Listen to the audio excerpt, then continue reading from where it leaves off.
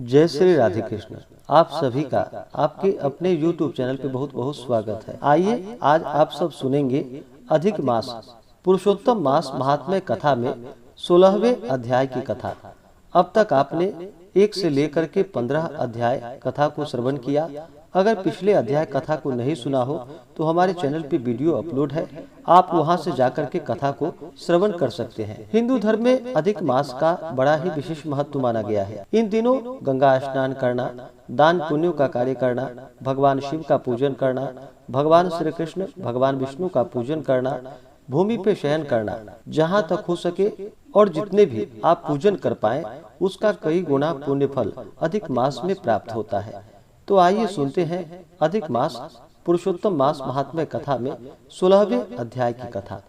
तो बोलिए प्रेम से भगवान विष्णु की जय, माता लक्ष्मी की जय, भगवान श्री कृष्ण की जय, पुरुषोत्तम भगवान की जय, सर्वदेवी देवता की जय। श्री नारायण बोले, हे महाप्राज्ञ, हे नारद, वाल्मीकि ऋषि ने जो परम अद्भुत चरित्र दृढ़ धनवा राजा से कहा, उस चरित्र को मैं कहता हूँ, आप सुनिए। वाल्मीकि ऋषि बोले कि हे दृढ़ धनवन, हे महाराज, हमारे वचन को सुनिए। गरुड़ जी ने केशव भगवान की आज्ञा से इस प्रकार ब्राह्मण श्रेष्ठ से कहा। गरुड़ जी बोले कि हे द्विज श्रेष्ठ, तुमको 7 जन्म तक पुत्र का सुख नहीं है। यह जो वचन हरि भगवान ने कहा सो इस समय तुमको वैसा ही है। फिर भी कृपा से स्वामी की आज्ञा पाकर मैं तुमको पुत्र दूंगा। हे तपोधन, हमारे अंश से तुमको पुत्र होगा, जिस पुत्र से गौतमी के साथ तुम मनोरथ को प्राप्त करोगे। किंतु उस पुत्र से होने वाला दुख तुम दोनों को अवश्य होगा। हे द्विज शार्दूल, तुम धन्य हो जो तुम्हारी बुद्धि हरि भगवान में हुई। हरि भक्ति सकाम हो अथवा निष्काम हो, हरि भगवान को दोनों ही प्रिय है। मनुष्यों का शरीर जल से बुदबुद के समान क्षण में नाश होने वाला है। उसी शरीर को प्राप्त कर जो हृदय में हरि के चरणों का चिंतन करता है वह धन्य है। इस अत्यंत सुंदर संसार से तारने वाले हरि भगवान के अलावा दूसरा और कोई नहीं है। यह हरि भगवान की ही कृपा से मैंने तुमको पुत्र दिया है। मन में श्री हरि को धारण कर सुख पूर्वक विचारों और उदासीन भाव से संसार के सुखों को भोगो। वाल्मीकि ऋषि बोले, गौतमी और सुदेव दोनों स्त्री पुरुष के देखते देखते उत्तम वर को देकर उसी समय गरुड़ पर सवार होकर भगवान हरि शीघ्र ही वैकुंठ को चले गए। सुदेव शर्मा भी स्त्री के साथ अपने मन के अनुसार पुत्र रूप वर को पाकर अपने घर को आया और उत्तम गृहस्थ आश्रम के सुख को भोगने लगा। कुछ समय बीतने के बाद गौतमी को गर्भ रहा और 10वें महीने प्राप्त होने पर गर्भ पूर्ण हुआ। प्रसूति काल आने पर गौतमी ने उत्तम पुत्र पैदा किए और पुत्र के होने पर सुदेव शर्मा बहुत प्रसन्न हुआ।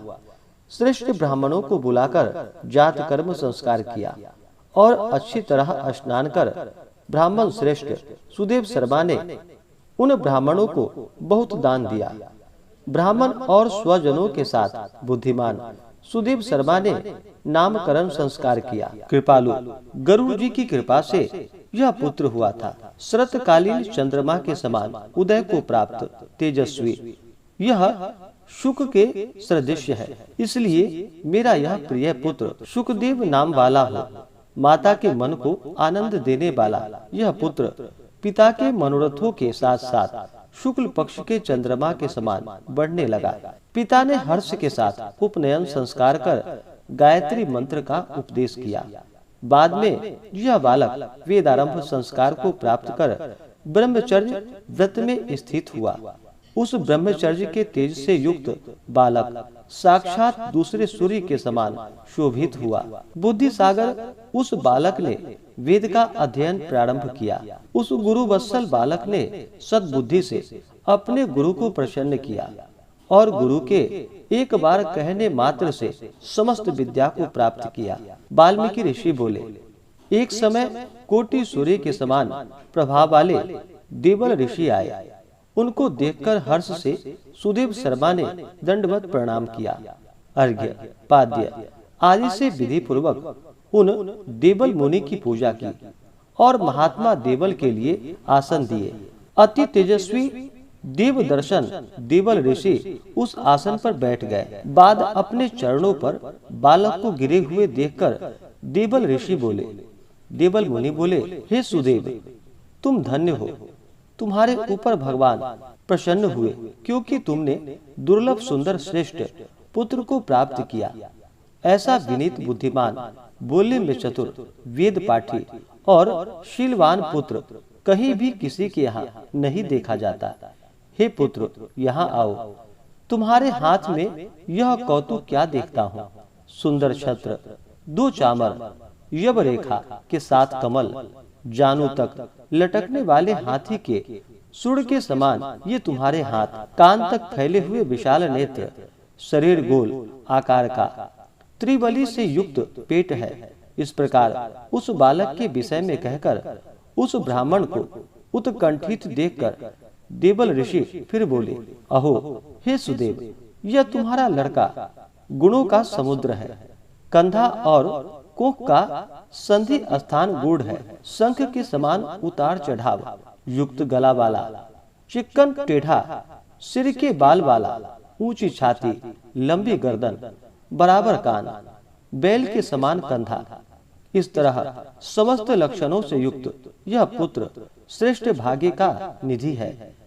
एक ही बहुत बड़ा दोष है, जिससे सब व्यर्थ हो गया। इस प्रकार कहकर सिर कांपते हुए दीर्घ श्वास लेकर देवल मुनि बोले, प्रथम आयु की परीक्षा करना, बाद लक्षणों को कहना चाहिए। आयु से हीन बालक के लक्षणों से क्या प्रयोजन है? हे सुदेव, यह तुम्हारा लड़का 12वें वर्ष में डूबकर मर जाएगा। इससे तुम मन में शोक नहीं करना। जो आवश्यक होने वाला है वह निसंदेह होकर ही रहता है। मरणासन्न को औषध देने के समान उसकी कोई प्रतिक्रिया नहीं होती। वाल्मीकि मुनि बोले, देवल मुनि इस प्रकार कहकर ब्रह्मलोक को चले गए और गौतमी के साथ सुदेव ब्राह्मण पृथ्वी पर गिर गया। पृथ्वी पर पड़ा हुआ देवल ऋषि के कहे हुए वचनों को स्मरण कर चिरकाल तक विलाप करने लगा। बाद उसकी स्त्री गौतमी धैर्य धारण करती हुई पुत्र को अपनी गोद में लेकर प्रथम प्रेम से पुत्र का मुख चुंबन कर बाद पति से बोली। गौतमी बोली कि हे द्विजराज, होने वाली वस्तु में भय नहीं करनी चाहिए। जो नहीं होने वाला है वह कभी नहीं होगा, और जो होने वाला है वह होकर ही रहेगा। क्या राजा नल, रामचंद्र और युधिष्ठिर दुख को प्राप्त नहीं हुए? राजा बलि भी बंधन को प्राप्त हुआ, यादव नाश को प्राप्त हुए, हिरण्याक्ष कठिन वध को प्राप्त हुआ, वृतासुर भी मृत्यु को प्राप्त हुआ, सहस्त्रार्जुन का सिर काटा गया, रावण के भी उसी तरह सिर काटे गए। हे मुने, भगवान रामचंद्र भी वन में जानकी के विरह को प्राप्त हुए, राजर्षि परीक्षित भी ब्राह्मण से मृत्यु को प्राप्त हुए। हे मुनीश्वर, इस प्रकार जो होने वाला है वह अवश्य होता है। इसलिए हे नाथ, उठिए और सनातन हरि भगवान का भजन करिए, जो समस्त जीवों के रक्षक है और मोक्ष पद को देने वाले हैं। वाल्मीकि ऋषि बोले। इस प्रकार सुदेव शर्मा ने अपनी स्त्री गौतमी के वचन को सुनकर स्वस्थ हो हृदय में हरि भगवान के चरणों का ध्यान कर पुत्र से होने वाले शोक को जल्दी से त्याग दिया। इस प्रकार से श्री बृहन्नारदीय पुराणे पुरुषोत्तम मास महात्म्य कथा में 16वें अध्याय की कथा पूर्ण हुई।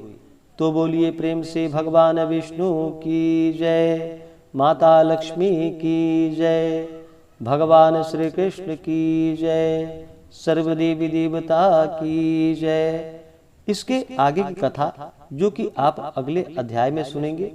इसी प्रकार से हमारे चैनल पे कथा को सुनने के लिए चैनल पे अगर आप नए हैं तो चैनल को लाल बटन दबा करके सब्सक्राइब करें, साथ में बेल आइकन घंटी को दबाएं ताकि मेरे वीडियो का नोटिफिकेशन आपको समय से मिलता रहे। वीडियो को लाइक करें, शेयर करें। सुखी रहें और स्वस्थ रहें। जय श्री राधे कृष्ण। धन्यवाद।